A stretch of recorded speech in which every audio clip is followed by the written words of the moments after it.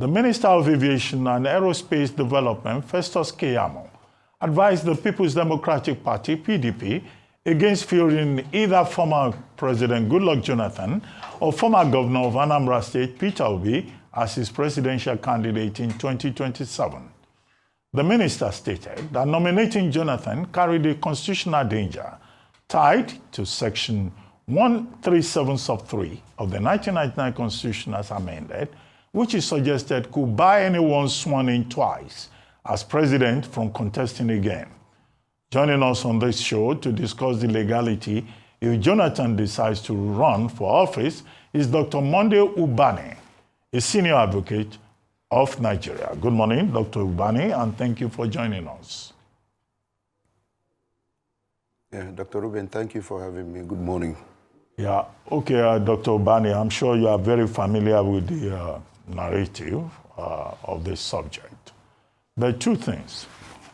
Justice Dasha, in 2022, ahead of the 2023 presidential election, ruled, Federal High Court, sitting in Yenagoa, that in fact issues brought to the court by two litigants trying to stop President Jonathan from running in that election will not apply because the amendment of Section 1373 could not have retrospective or retroactive effect, having been so amended in 2018. That's the bulk of it, the main submission. However, this time around, we have persons in the People's Democratic Party who have been calling on President Jonathan, persons in the NMPP calling on him, persons in the ADC saying that it's their best bet to run in 2027. We have not heard from President Jonathan himself other than commentaries by his cousin and by his current media advisor. Now, 3, we have also had opinions from Chidi Odinkalu and Onikepo Braithwaite in the law pages of this day newspaper this morning. Odinkalu saying in his own commentary that, well, the judiciary is always mischievous and they may want to please the government of the day. Onikepo, quoting Section 182, I think sub 5, referring to the, the former governor of Ondo State case, saying that there is a lacuna in the law. Now, that's the narrative, as briefly as I can summarize it. What do you think? Can President Jonathan run in 2027 within the purview of these provisions and the subsisting decision by the Court of Justice Dasha, Federal High Court, Yenagoa, which has not been appealed? Yeah, thank you once again, Dr. Ruben, and the other presenters in the House. I want to say this with a caveat, that my personal opinion, the legal interpretation of the eligibility of the former president clearly is not a validation, whatever opinion that I express is not a validation of whether I want him to run for the presidency of Nigeria 2027. Now, I'm only looking at it from the legal perspective. You are very correct that as far back as 2022, even after the fourth alteration of the Constitution, there has been a judicial pronouncement that affirmed the fact that President Jonathan is clearly eligible to run. You recall that in 2010, he came in to complete the tenure of former, the late Musa Yar'Adua's presidency, and he was naturally sworn in. But it is not by election, it's clearly by disposition of the law. Complying with Section 146 of 1999 Constitution is by operation of law. It was in 2011 that he ran for a proper election in which he won, 2011 to 2015, and he was sworn in. I think even in 2015, when he wanted to recontest, somebody went to court. That is this in Joko that went to court here in Abuja, FCT High Court, And one Justice Onisangia, yes, one Mudashiri, ruled that the president then is eligible to run, and that there's nothing that has actually stopped, that's going to stop him from running, that the former oath that he took in 2010 was not by virtue of election, but by virtue of succession, that he succeeded the former president. And so there is nothing that actually we should preclude him from running. But there was an alteration of the Constitution, what we call the fourth alteration in 2017, that came into operation in June in 2018. Now, by virtue of decided authorities by the Supreme Court, law at anywhere in the world is prospective, is not retrospective. You don't enact a law and begin to take away vested right or existing right or impose new obligation. When the person at the time that situation took place was not aware of the existence of a law. So every law is prospective, every law. The commencement date of any law is from the day it is signed into law. A bill is signed into law, it becomes operational. And so if the law does not expressly include the provision that it is retrospective or retroactive, you cannot in any way interpret the law to be retroactive. So if there was an amendment in 2017 that came into operation in 2018, how could that law be applicable to vested right that took place in 2010 to 2015? It is clearly, impossible for such a situation to occur. So my view is that President Jonathan is clearly eligible under the 1999 Constitution to run for 2027. As I said earlier, I'm not in any way validating his choice as a president. I'm only stating what the law has said. And the law itself is that he is eligible under the 1999 Constitution, despite the provision of Section 137, subsection 3, that came into existence in 2018. That is my opening remarks, Dr. Ruben.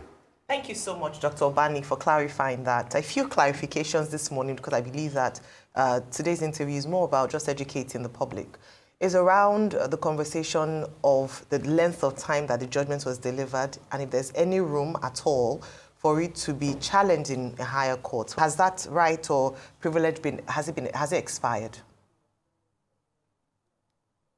Yeah, there is a timeline within which to file an appeal. I think you have 90 days within which to file an appeal. And if you are bringing an application for an extension of time within which to file an appeal, there are procedures, for that.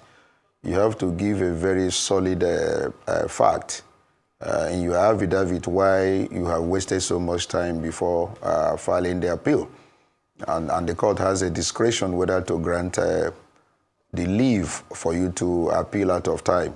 So, 2022 and we're now in 2025. So if you must appeal that particular judgment, you have to give a solid reason why you have been sleeping on your right, of appeal up to this point in time. And the court will now examine. It is not given to you by virtue of the fact that you have just brought an application. The court will examine the facts and the reason why you have failed to appeal within the time stipulated by the law. Yes. Okay. So, I want to go back to, and good to see you again, Dr. Ubani. This is Rufai here. I want to go back to the arguments that was cited initially by Chidiodin Kalu. And it goes back to the talk about the fears people have with the judiciary. You've said it explicitly here that it's a non-issue, that a court can't just be retroactive in its judgments. But we've also seen very troubling judgments by the judiciary. Time will not permit me to go through a list of them. And it's political season. And all cards are out in political season. What are your fears? Do you have any? Or do you trust the judiciary resolutely that the arguments will be meted out? Because you see, we can make very good arguments here and there, but once it sits in front of somebody in this country, interests abound. That's the country we live in now. It's not supposed to be right, but that's our country.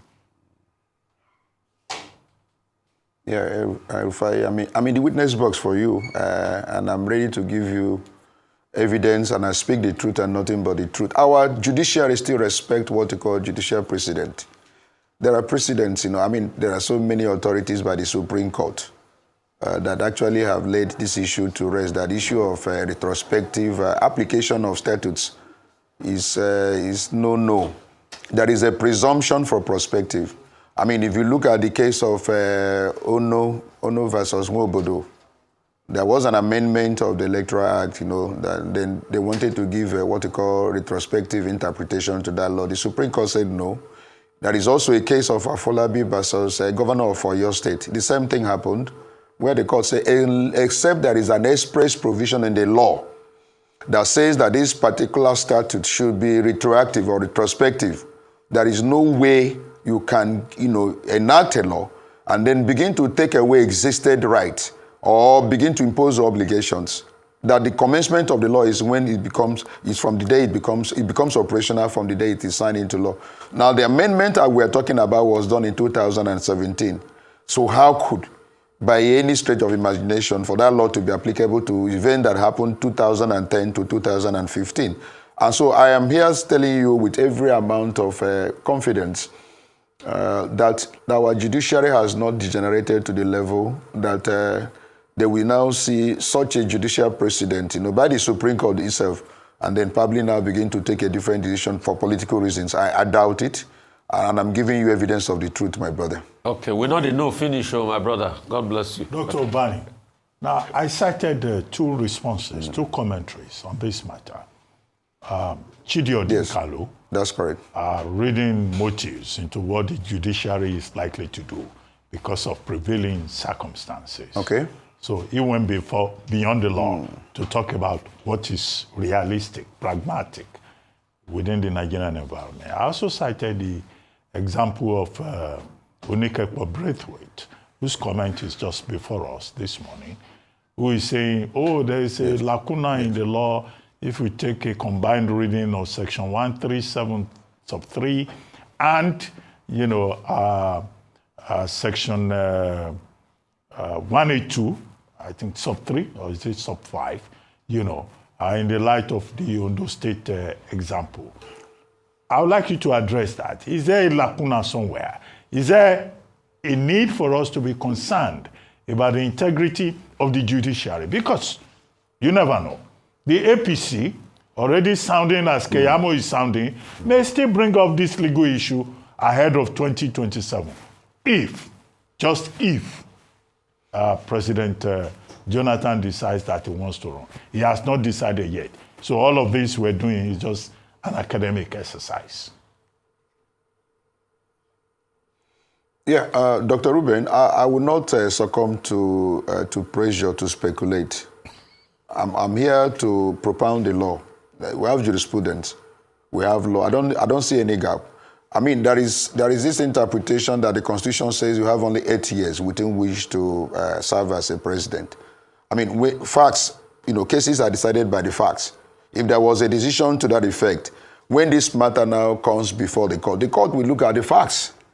That the person you are talking about did not emerge as a president that is elected in 2010. He only came to complete a tenure in 2010. In 2011, he ran for an election in which he won and was sworn in.